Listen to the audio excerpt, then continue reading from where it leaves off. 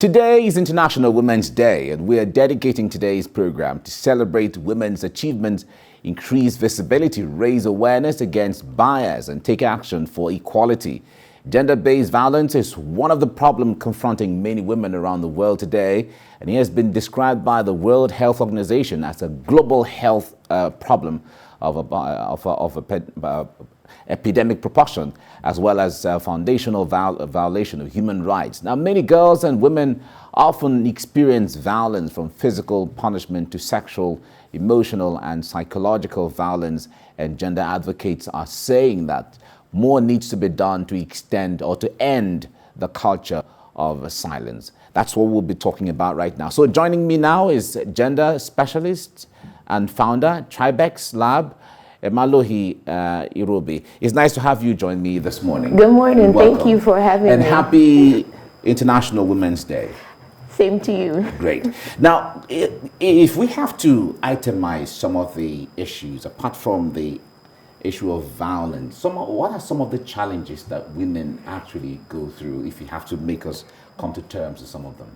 Well, gender-based violence is on a spectrum. It goes all the way from physical violence to emotional abuse, financial abuse, which is a big issue in Nigeria, mostly because of lack of access to opportunities for women, lack of access to knowledge. And what we do at Tribex Lab is build the knowledge base of all people to end violence against women. And so sometimes you might say that you're focused on ending violence against women, but you don't even know what the intersectionality of these issues are. So especially in Nigeria, we really want to bring visibility to the fact that violence exists on a spectrum. So there isn't something that is less violent. Everything ends up being detrimental to the well-being of women within our society. Well, when you say financial abuse, can you break that down for us to understand? Because I'm trying to learn, wrap my head around financial abuse. All right, talk to us about that. Come on, you know. No, I don't know. Okay, so financial abuse can come from a place where women, because of lack of access, in general, women are not earning as much as men anyway. And so a woman tends to be dependent on a male chaperone, either a husband or a father. And that wielding of economic power can be used to hold women back. So that's what financial abuse is, either women not having full access to their pay. There's a culture where you give your paycheck to your husband, or women not being paid the same as men. And so not having that much economic power to do things, and you're dependent on a man, can lead to an abusive situation. Wow. Well, this is not the first time the world is celebrating or commemorating World Women's Day. How has the yearly or annual beaming of such light on some of these things, how is it changing the trend? Okay, I think we have more visibility now. Women are hot right now. I like the word. Women are hot right now. Women in general, so the world is looking more at the work women are doing, because women are being louder about advocating for themselves. And over the years, it was 25 years ago, the Beijing Declaration for Gender Equality came to pass. And we've made some progress, but not that much progress. The United Nations comes up with a good theme every year. And so this year is called Choose to Challenge. And the idea is everyone is choosing to challenge some form of bias or some form of violence against women. So the work is progressing in that there's more visibility and there are more foundations willing to fund matters relating to women, but we still have a long way to go, mostly because gender-based violence and patriarchal values are embedded in our culture. So it's hard to separate what we think is cultural and what is actually oppression against women. All right, let's dig into the issue of the violence against women.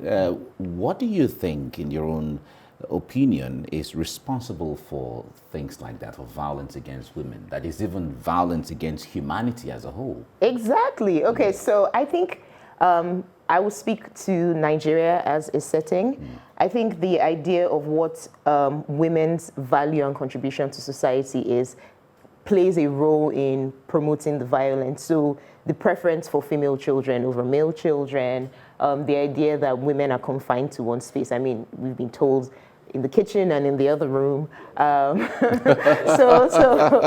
didn't hear that. So, anyway. so this boxing of women into different places. So it's the perception and value that our culture sees women. So no be woman be that, or I get woman like you for house. So that respect that you normally would accord a man, women don't have that in society, and it's the perception and the views. And so in our work, we want people to see that women have more value, women contribute to nation building. I mean, women are the backbone of Nigeria. Just look at how powerful, for example, the Iya Oloja is.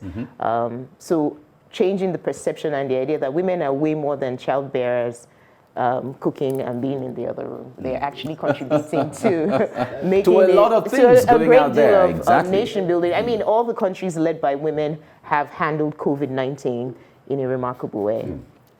Was that really a woman thing? Yeah, come on. Of course. Well, okay, I'm just learning anyway. Now, let's talk about the issue of woman to woman. Okay. Now, how are the women coming together to try to see how they can pool resources, pool ideas, pool skill, and all of that together to see how they can get each other out of this? Because it seems if they are relying so much on the men to do that, it seems it's not coming. But how are the women taking that challenge by themselves to take themselves to the next level? So, I mean, we've not really been relying on on men. We have heard the in fact, it has become a cliche now, give women a chance. You have to, though. Yeah, that's what I'm saying. So if you're saying give women a chance, you're talking to someone, which is not also, a woman. No, you can also be talking to women, right? Okay, all right. So women have been organizing and building capacity for years. And if we even just look in Nigeria, last year, women blew your minds in Nigeria. The Feminist Coalition raised millions during the EndSARS protest. And that's just like a microcosm of the capability that women have when they organize and they come together and they are allowed to do what they need to do. So women, there's so many women's groups, formal and informal, working on different projects and different causes to end violence, oppression against women, and they're doing a lot. I mean, we have so many groups working to encourage women. There's a new group that just came out, Elect Her, and they have this 35-year agenda, and they've raised money to get more women to run for political office in Nigeria. Amazing. Yeah, I mean, they're doing amazing work. And then let's also talk about groups like Stand to End Rape, who's been formidable in teaching community and providing psychosocial support to victims of violence. And then our partner organization, Gender Mobile Initiative, they are leveraging technology to end violence against women with a specific focus on campuses. I've seen some agencies that are into coding for just girls, and it's really amazing. It blows my mind in that regard. Now, let's talk about the issue of the deliberateness, or maybe the being intentional or being systematic or systematically intentional to draw an end to this issue of gender violence. If we have to take that step, what do you think it should be? If government, or they were bringing government or institutions or something? Well, I think, first of all, there needs to be an understanding that it's not women against men. It's all of us against gender-based violence. That's an amazing line. I'm going to come back to that later on. Go ahead. So it's all of us against gender-based violence. It's all of us against patriarchy, misogyny. It's all of us against a society where half of the population is marginalized, doesn't have access, opportunities, or even the benefit of the doubt. So I think the way we can look at it is that all of us are fighting this problem where we're coming together, we're learning, because I understand in my work that a lot of men don't understand how they have participated or supported misogyny or even been violent towards women because they think violence is just like a physical thing, which it is not. So I think increasing everyone's knowledge base about this is what gender-based violence can look like. This is what oppressing women can look like. Like, you know, you would hear them say, oh, she slept her way to the top. But actually what happened is that a man wielded his power and didn't get a woman, didn't let her be promoted based on merit. So if everyone takes on the understanding that for our community and our nation to be much better, we need to let go of a lot of these ideas that women are less, or women are confined to a certain role and they have not participated in nation building. And this is why we need like women's history. We need Nigerian women's history museum or month or something, so people can learn. I mean, we hear, of course, one of our greatest role models, Fumilayo Ransome Kuti, but there's so many more women who participated in nation building to, get us to where we are today. Great. Now, let's talk about the women against men situation, because it looks like, when you hear what is going on, it seems because the women are becoming more vocal and more, let me say, more aware and more expressive. Okay. It seems we're pitching the women against the men, as if there's some kind of conflict. Okay, supremacy. We're trying to fight for supremacy or something. So, okay, so really, it's not women against men. Well, who's doing the violence? Let's ask that question. Okay.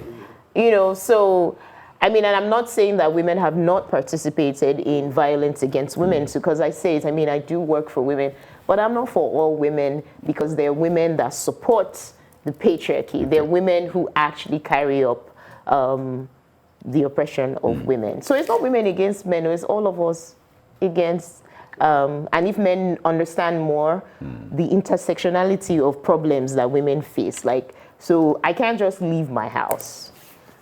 Like, if I want to go, I can't just leave my house. I have to think about my safety. You need to, and you talk about taking permission from whoever, either your dad or your husband, depending on whoever. All right, we have to end it here now. Emalohi Irobe, thank you so much for coming on the program. Thank you for having me. You're really an interesting person, and I look forward to greater days of engagement towards, championing and adding voices to the issue of women. Thank you so much. Thank you for having me. It was great. Thank you. Right.